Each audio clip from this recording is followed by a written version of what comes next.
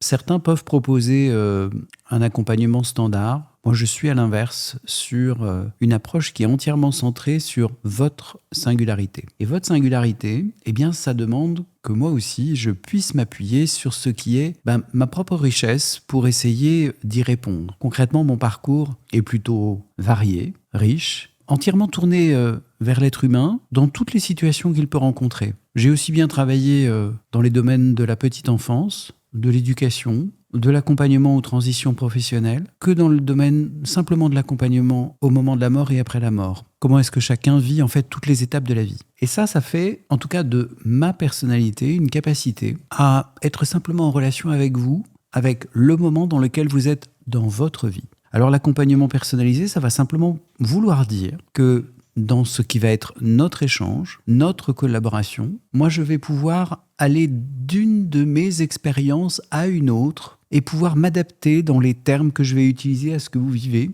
dans les reflets ou dans les autres propos que je vais pouvoir illustrer ou dans les questions que je vais vous poser aussi, sur des éléments qui auront pu être ceux que j'ai rencontrés, ceux que j'ai eus en expérience, ceux que j'ai vécu également. Alors ça veut dire quoi tout simplement ? Ça veut dire que concrètement, ce parcours qui est très riche, pour en faire un parcours de coach et pour vous le mettre à profit, eh bien j'ai fait plusieurs choses et elles sont majeures. D'abord, effectivement, j'ai essayé, dans la plupart du temps, en tout cas, de prendre une distance. En prenant distance, c'est simplement de réfléchir dessus. C'est qu'est-ce que j'ai vécu et qu'est-ce qui peut avoir du sens quand je l'apporte ou quand je travaille avec d'autres personnes. C'est aussi d'autres éléments, alors un petit peu différents, mais qui sont aussi essentiels. C'est-à-dire j'essaye à chaque fois d'aller puiser dans ce que sont les théories, les formations, les approfondissements qui permettent simplement de se dire « Ok, telle dimension, ça renvoie à quoi ? Quel élément sérieux ? Quel lien on peut faire avec des théories existantes ?»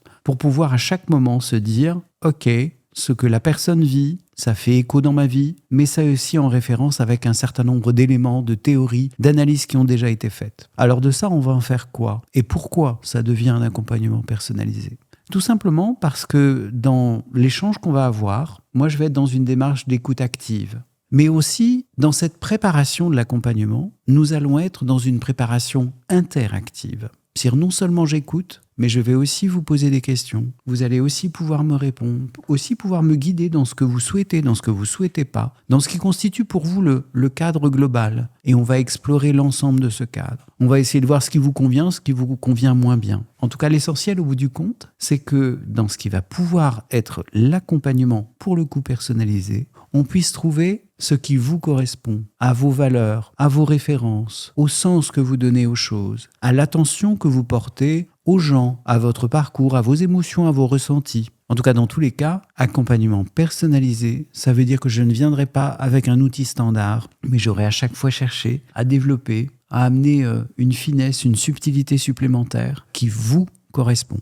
Parce que l'accompagnement que nous construisons et que je vais vous dédier, eh ben c'est un accompagnement qui vous concerne, vous en tant que personne. C'est tout simplement cela, l'accompagnement personnalisé. Pour fournir simplement une illustration, parce que là je viens de vous parler de la théorie, mais comment les gens le vivent. Dans le premier échange qu'on a, en fait il y a un moment qui est hyper important, qui est le moment dans lequel vous vous êtes autorisé à dire qui vous êtes et ce que vous vivez. Alors ça peut être des moments, vous serez tenté d'expliquer, y compris des choses très personnelles. Je vais vous prendre le cas par exemple d'une personne que j'ai eu l'occasion d'accompagner et qui est arrivée la première fois en me disant voilà en fait je sais plus où j'en suis. Et première phrase, je sais plus où j'en suis. En fait, on peut tous se poser cette question-là à un moment T. Mais quand je sais plus où j'en suis, parce que je suis issu de deux cultures différentes, et que l'une de mes cultures me dit oui c'est très bien ce que je fais parce que ça correspond effectivement au monde dans lequel j'ai évolué professionnellement, un monde très sérieux, en l'occurrence le monde de la pharmacie, et puis une autre partie d'elle-même qui est simplement liée à sa culture d'origine, qui est simplement le pays de ses parents, un pays africain où d'ailleurs j'ai aussi vécu pour ma part, et où là c'était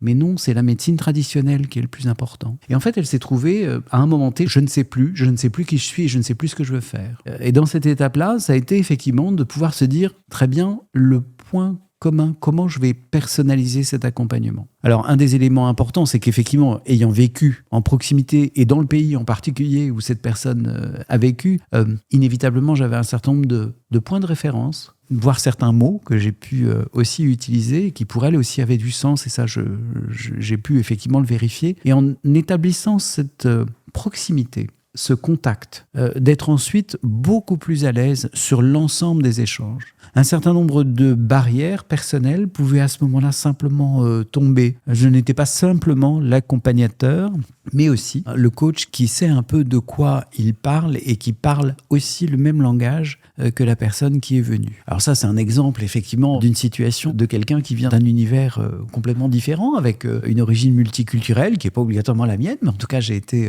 dans cette situation. Mais je peux aussi prendre un autre exemple. Un exemple, là, pour le coup, de quelqu'un qui a vécu dans son évolution professionnelle un certain nombre d'étapes, dont à un moment T, un licenciement assez dur, où elle s'est trouvée être quasiment mise en cause personnellement dans l'exercice de ses fonctions, et où d'une fonction de direction, bien concrètement, elle a été démise et licenciée. Ce qui est extrêmement problématique, en fait, quand il s'agit effectivement de reconstruire et de se mettre dans une perspective de très bien, est-ce que cet échec-là, c'est pas l'échec de toute une carrière? Est-ce que c'est pas la démonstration que rien ne pourra plus jamais se faire? Bref, toute une série d'éléments très personnels pour le coup, d'un doute au fond. Et ce qui a été intéressant dans la démarche qu'on a pu avoir ensemble et dans les premiers échanges, ça a été pour moi aussi d'évoquer ce que ça veut dire, parce que quelque part, c'est aussi faire le deuil d'un travail, faire le deuil d'une expérience, faire le deuil d'une représentation sociale, de qui on est à un moment T. Et cet accompagnement-là, j'ai pu le faire aussi parce que, ayant travaillé dans l'accompagnement, effectivement, des situations,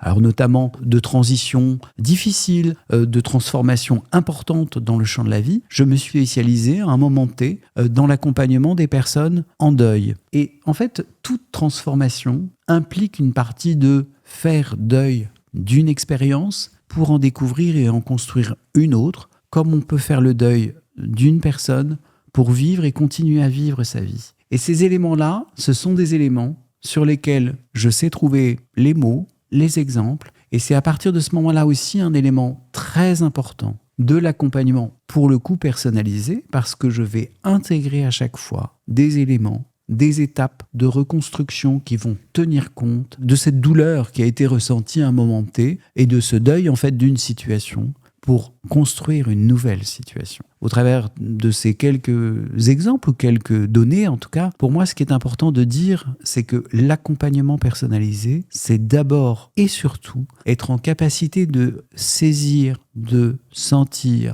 d'écouter, de voir ce qui peut constituer le terrain dans lequel vous êtes pour que je puisse y apporter les éléments qui, dans ce terrain-là, vont faire de ce terrain un terrain fertile dans lequel vous allez pouvoir construire, planter, semer tout simplement une nouvelle tranche de votre vie, une nouvelle étape, en tout cas de votre parcours personnel et professionnel.